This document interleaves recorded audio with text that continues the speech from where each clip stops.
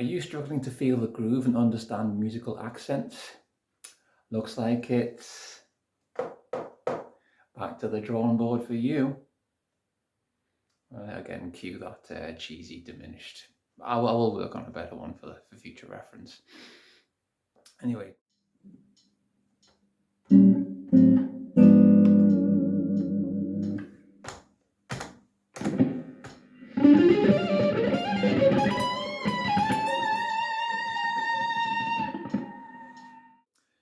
Musical groove and accents. Well, to begin with, let's talk about groove.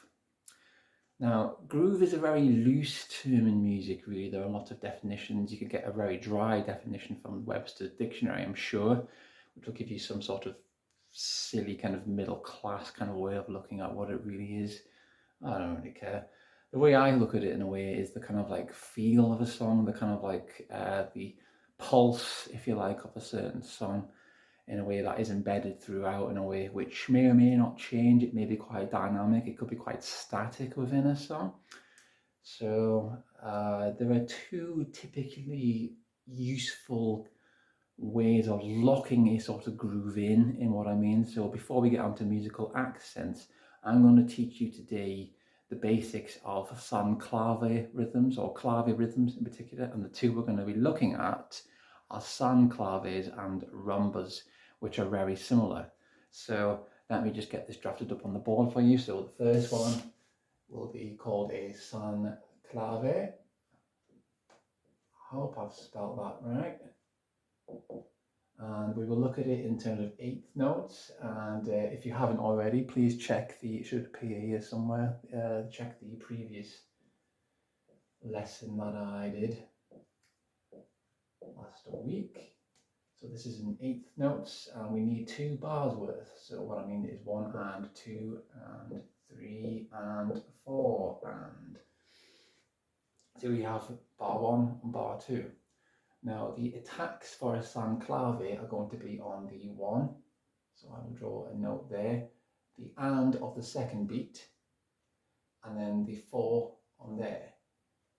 And then on the second one, we're going to have an attack on the second and third, and that repeats, and that is effectively a groove, if you like. So if we get our old friend the metronome on, say 75 BPM in eighth note feel,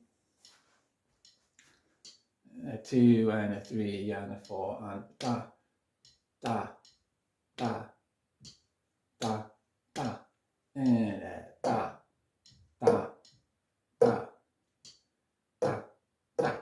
That is your san clave.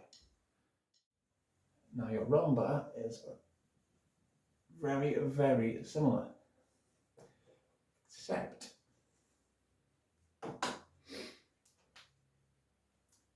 again I hope I've spelled the rumba correctly. These are, of course, Cuban style grooves for Cuban music, but they do appear a lot in Western music when you are aware of them in particular. And in this one, the difference between that and a san clave is that the 4 beat is now on the off beat. So again, if we get our old friend the metronome back on, 3 and 4 and da da da da da da da da da da, and there's your rumba. And again, it's really useful to sort of practice these, much similar to the lesson I gave last week when we're talking about conical and how we kind of fit all this in.